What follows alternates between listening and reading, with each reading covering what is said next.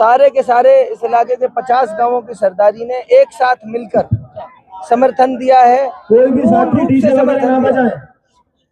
रूप से समर्थन दिया है कि हम 100 के 100% मतदान मुख्तार के पक्ष में करेंगे और पूरे इलाके में रात दिन घूम फिर कर मेहनत करेंगे। आज लास्ट का दिन है, 5 बजे का समय, उसके बाद मैं पूरे इलाके के लोगों से हाथ जोड़कर अपील करना चाहता हूं, हर उस व्यक्ति तक जिस तक मेरी आवाज पहुंच रही है उससे ये कहना चाहता हूं, इस बार तमाम बातें भुलाकर, तमाम तरह के मतभेद भुलाकर सिर्फ ये ध्यान में रखते हुए कि इन नौजवानों के संघर्ष को ध्यान में रखकर कि शायद अगर ये नाकाम हो गए तो मेरी और आपकी उम्र में दोबारा इस तरह का इंकलाब, दोबारा इस तरह की क्रांति नहीं आएगी, दोबारा कोई नौजवान हिम्मत नहीं करेगा। इसलिए 36 बिरादरी के लोगों से कामा की बेहतरी और भलाई के लिए हाथ जोड़कर मैं अपील करना चाहता हूं कि संघर्ष में अपना साथ दें, मतदान देकर, अपना मत देकर हमारे पक्ष में हमें ताकत और हिम्मत देने का काम करें। और मैं उम्मीद करता हूं कि मैं इस इलाके की भलाई बेहतरी के लिए रात दिन एक कर दूंगा। अच्छा मुख्तार जी, आपने एक मैनिफेस्टो जारी किया है, उस मैनिफेस्टो में 2 दर्जन से ज्यादा घोषणाएं हैं।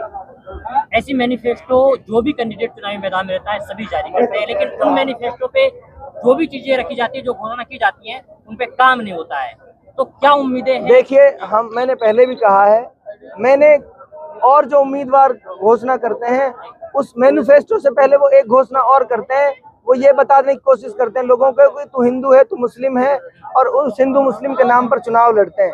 वो मैनिफेस्टो और वो मुद्दे चुनाव से गायब हो जाते हैं और 5 साल तक वो हिंदू मुस्लिम के नाम पर ही अड़े रहते हैं, काम नहीं होते। हमने पहले दिन से ये कहा कि हिंदू मुसलमान के नाम पर चुनाव नहीं होने देंगे, हिंदू मुसलमान के नाम पर चुनाव को बंटने नहीं देंगे। चुनाव होगा डेवलपमेंट के मुद्दे पर, चुनाव होगा इस इलाके की बेहतरी और भलाई के लिए, जो भी चीजें हो सकती हैं उस पर ये चुनाव होगा। इसलिए हमने मैनिफेस्टो जारी किया, एक एक बात उस मैनिफेस्टो की आप 5 साल के अंदर अंदर एक एक बात हमसे पूछ लेना जब अगले चुनाव में आए। मैनिफेस्टो आज के दौर में सब चीज अवेलेबल रहती हैं, सब चीजों के रिकॉर्ड रहते हैं, एक एक चीज पे काम करेंगे। पहले दिन से, शपथ लेने के अगले मोमेंट से काम करना शुरू कर देंगे। अच्छा, आपने इनकी शुरू से स्टार्टिंग की चुनाव की और आज कैंपेनिंग का लास्ट डे है, तो ऐसे में किस तरीके का भाईचारा रहा, किस तरीके से शांतिपूर्ण चुनाव रहा? ऐतिहासिक है, ऐतिहासिक। आप इलाके में किसी से भी जाके पूछ लो, इस तरह का चुनाव पहले की 70 साल 75 साल के इतिहास में ऐसा चुनाव कामा के लोगों ने कभी नहीं देखा। इवन मैं ये कहूँ मेवात के लोगों ने ऐसा चुनाव नहीं देखा, पूरी मेवात में ऐसा चुनाव कभी नहीं हुआ।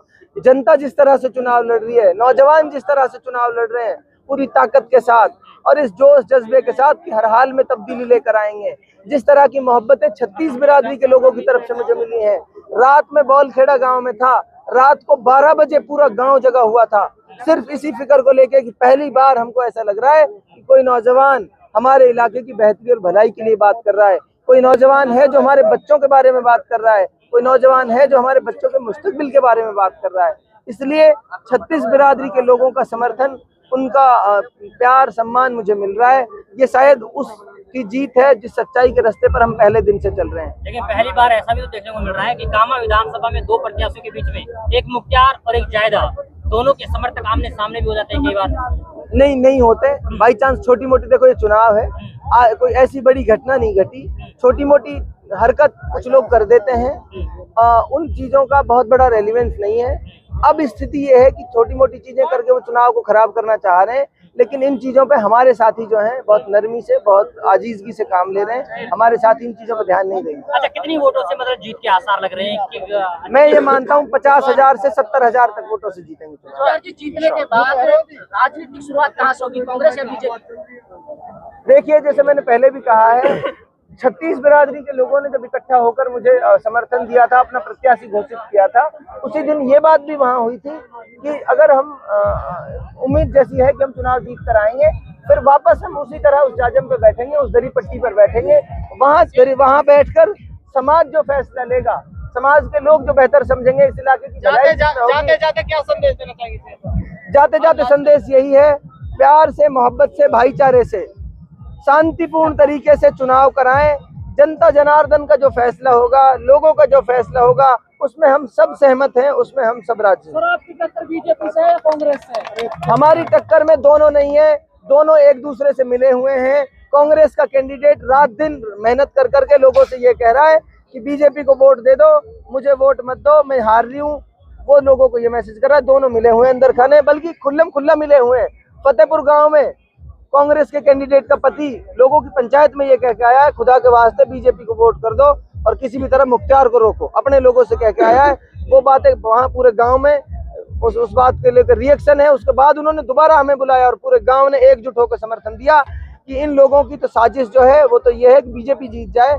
लेकिन दोनों मिल गए हैं अंदर खाने और बाहरी रूप से। उनके नजदीकी सरपंच भी बीजेपी में दौड़ दौड़ के जा रहे हैं, सिर्फ इसलिए कि मुख्तार को कैसे रोका जाए। आपके मीडिया के माध्यम से उन्हें कहना चाहता हूँ, इलाके के लोगों को भी कहना चाहता हूँ, इनकी साजिशों को समझो, इनको नाकाम करो इनकी साजिशों में। और उनसे भी कहना चाहता हूँ, तुम खुल्लम खुल्ला हमारी बिरादरी में 2 कैंडिडेट है, दोनों वोट बांट रहे हैं बीजेपी की कैंडिडेट। देखो, मैंने पहले भी कहा, जाति धर्म बिरादरी के नाम पे मैं चुनाव नहीं लड़ रहा। मैं 36 बिरादरी का उम्मीदवार हूँ, 36 बिरादरी से वोट उठा रहा हूँ। एक तरफा माहौल है, एक तरफा जीत है हमारी, कोई चक्कर नहीं है। इन दोनों में का कहीं से कहीं तक भी आप खुद भी देख रहे हैं, इनकी हिम्मत नहीं है इलाके में जनसभा करने की। आप दोनों कैंडिडेटों में बता दो किसी ने भी जनसभा करी हो। कांग्रेस का कैंडिडेट सचिन पायलट को लेकर कामा में 10 फुट की गली में पहुंचा, 10 फुट की गली में सभा करने के लिए। सचिन पायलट की सभा 10 फुट की गली में होती है कि कहीं हिम्मत थी तो इस तरह बड़े ग्राउंड में सभा करके बताते।